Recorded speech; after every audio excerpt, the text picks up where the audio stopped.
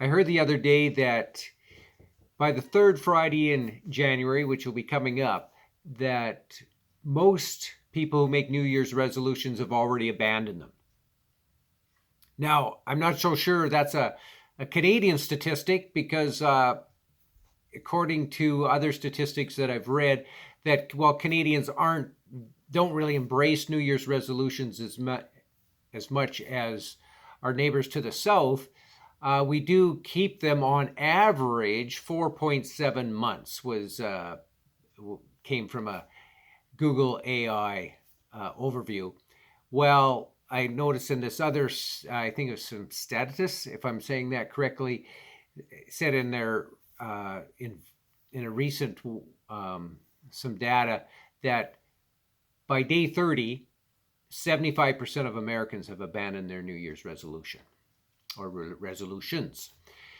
In any case, why, if Canadians aren't that big and we're losing, why do I talk about it? And in fact, over the many years that I've been pastoring, I talk about it I probably talked about it most, if not every year. So why? I have three reasons I want to just start and why I talk about this. One is when people resolve to do better, that not only impacts their life, but the people around them. And as a pastor, I certainly want people to do better, to thrive, if you will, to do better.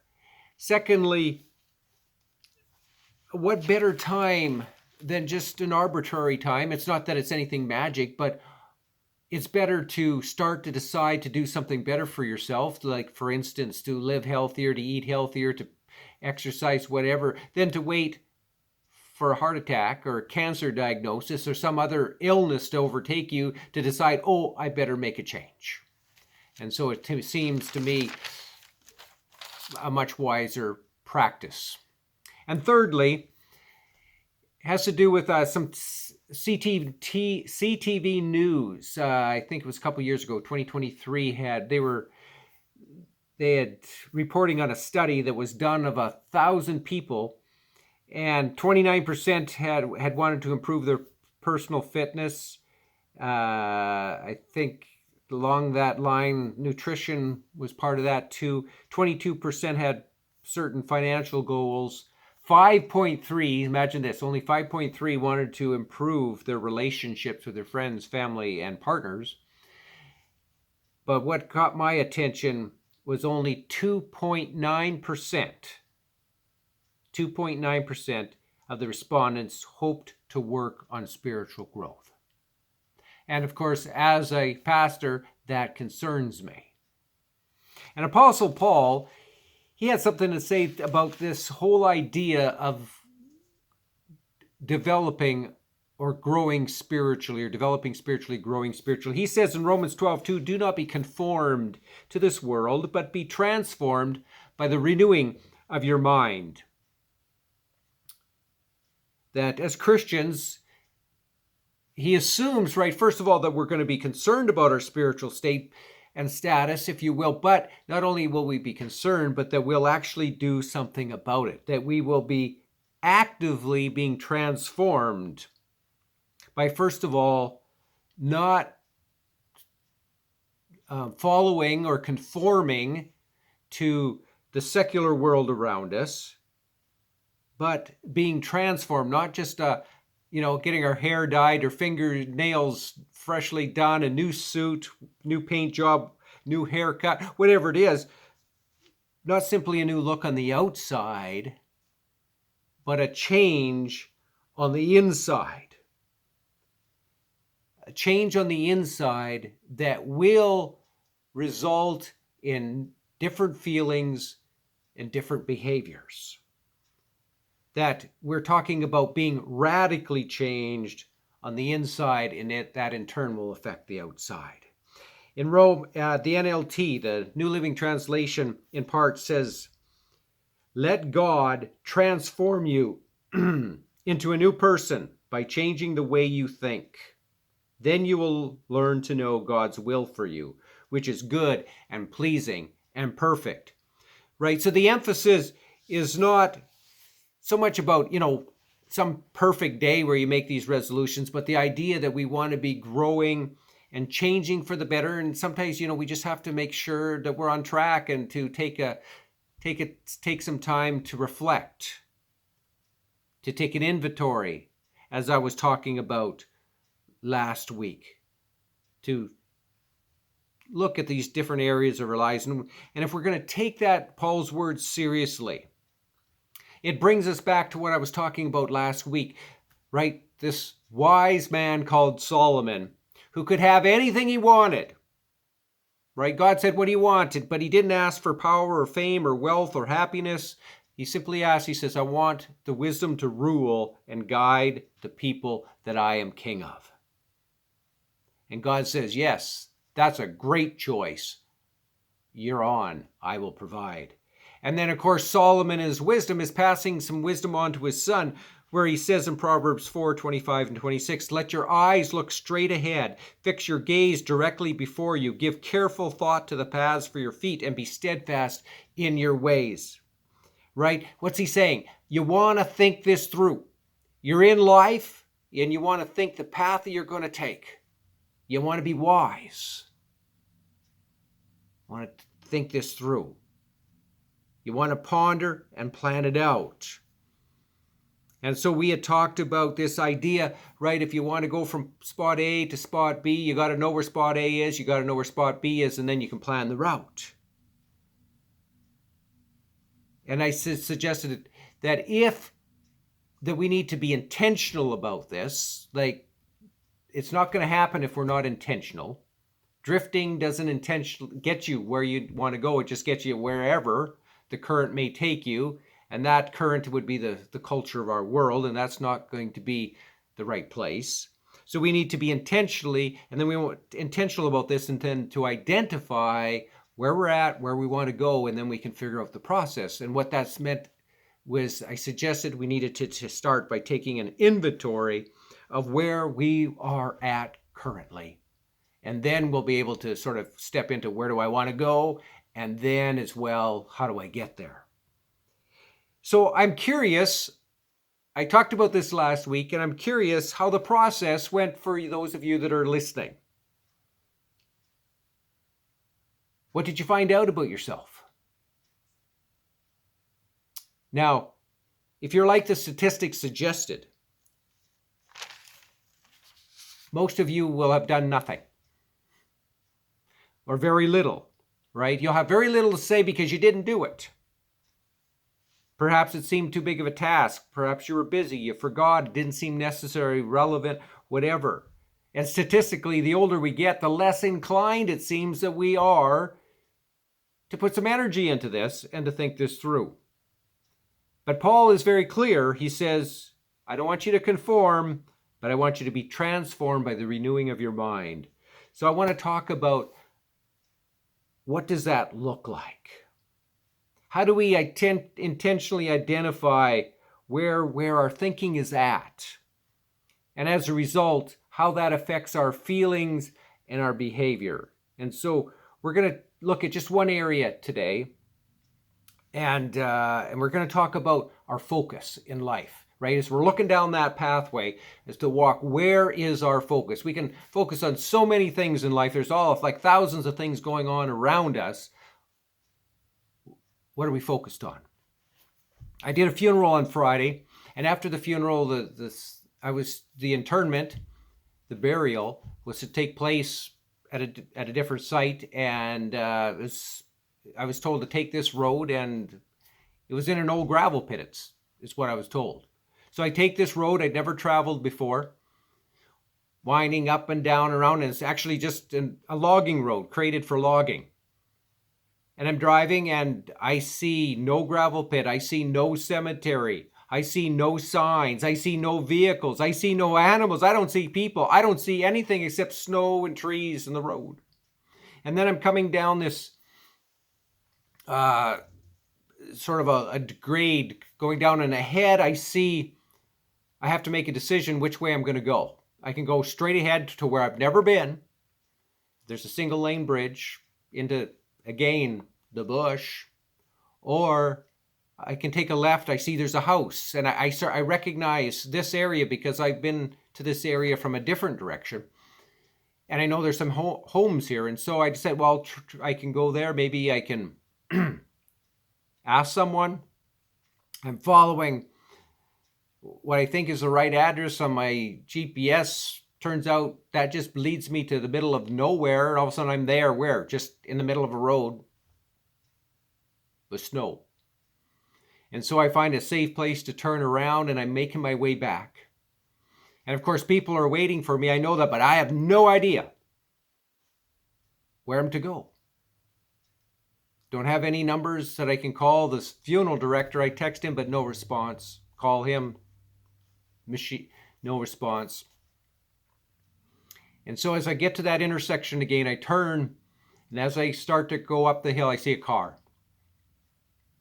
And they had placed a vehicle out by where I needed to turn, which was great. I mean, all of a sudden I saw that, I knew what was up. And as I reflected, and then I went down that little lane, so to speak, barely wider than a car, and sort of continued until I found the gravel pit and where the cars are parked and so on, and we had the service. But I realized that when I passed it the first time, my focus was on that upcoming bridge and that intersection.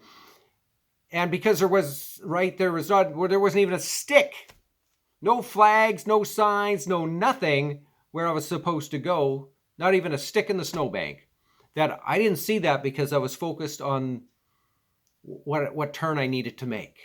And I was recognizing some things on my left, and this turn was on the right, and or this little laneway, if you will. And so I missed it. And so today what I want to do is talk about, I want to sort of act like that lady or that vehicle to call your attention to 3 things about focus. And so we'll go through them as quickly as I'm able, as I know time goes quickly. And the first thing that I want to call your attention to is to ask yourself this: when we're thinking about focusing and all the things we're to focus on, what I want to ask you is, right, and this is one of the most powerful decisions that you'll ever make in your life, has to do with focus. And do you focus on what is missing in your life? Do you focus on what's wrong? What's not there? Or do you focus on what you have in your life, on what's right, what's working? What do you focus on? What is your predominant focus? And it's not that we never should look at what's wrong. There are times and places, but for most people it becomes a habit where we predominantly are just, what we notice is what's wrong, what's missing, rather than all the things that are working and going well. And we're balanced the wrong way for many people. And of course, how do you know? Well, if you're focused to what's missing and what's not working, you're going to feel depressed or anxious or angry or sad. It's going to be a negative emotion. On the other hand, if you're focused on what you have and what's going good, you're going to feel thankful, happy, enthusiastic, energetic, positive, filled with hope and joy.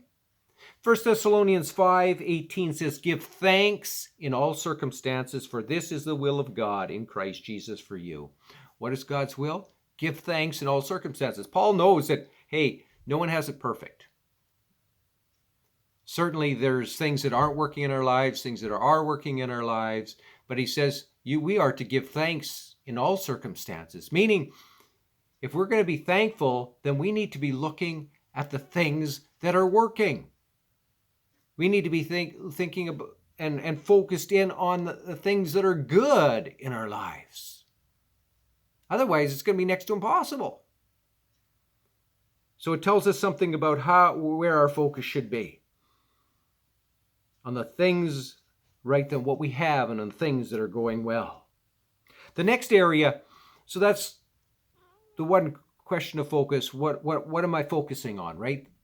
The things that I'm missing or the things that I have? The things that are going wrong or the things that are right? The second point of focus, this next area is, am I focused on what I can control or am I focused on what I don't control? Right? If when I'm focused on the things that I don't control, I'm going to be anxious, stressed out,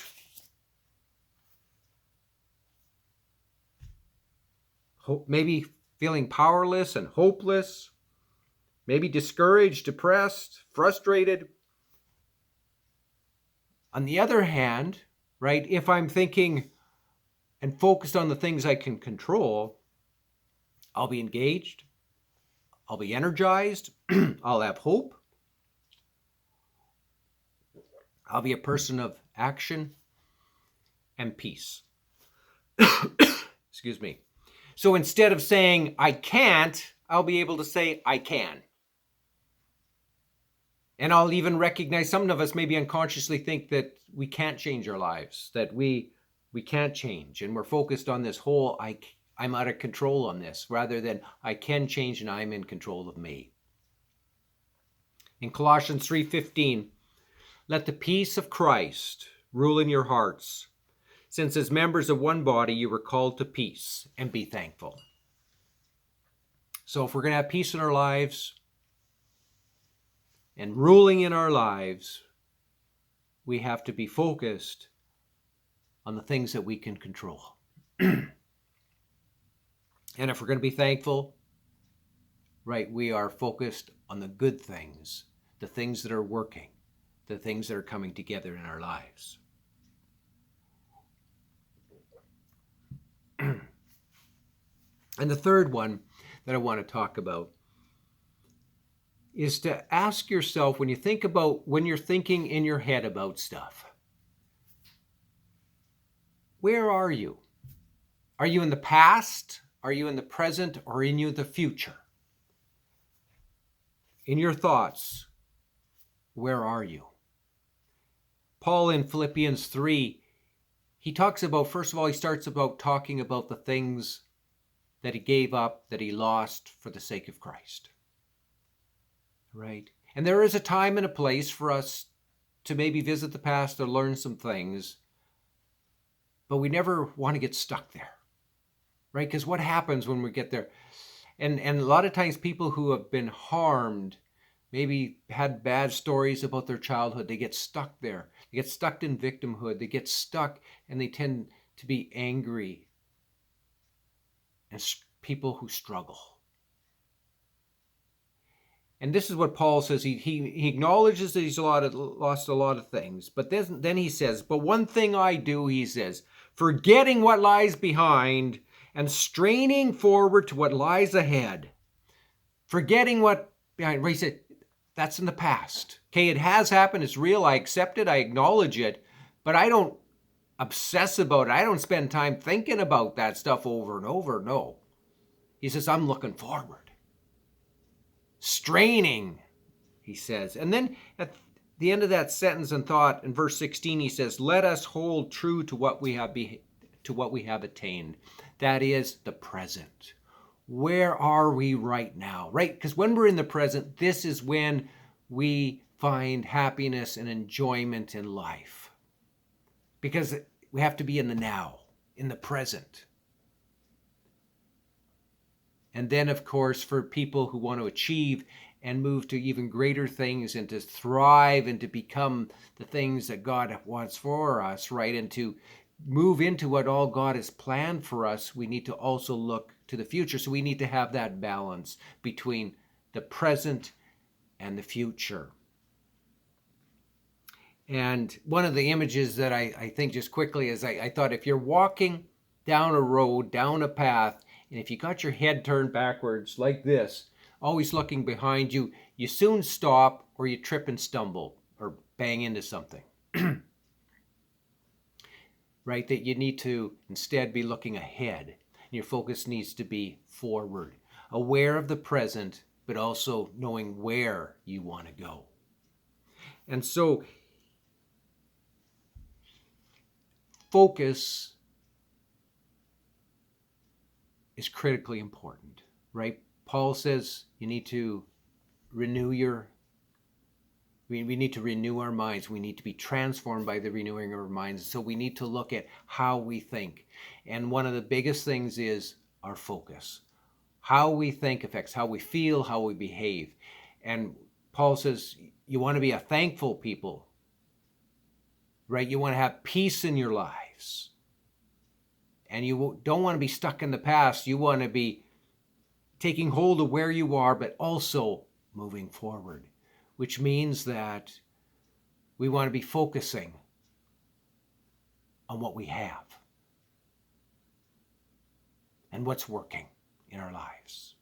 We want to be focused on what we can control. And lastly, we want to have a balance in our minds of the present and the future. I'll leave that with you to consider and to think through in your own thinking. And maybe you can even, you can ask the Spirit of God to reveal just where you could say where your focus is working, and if there's some places where you recognize, oh, my focus is off, that will be a reality that you can visit and acknowledge and decide if you want to start to change that. Thanks for listening. God bless.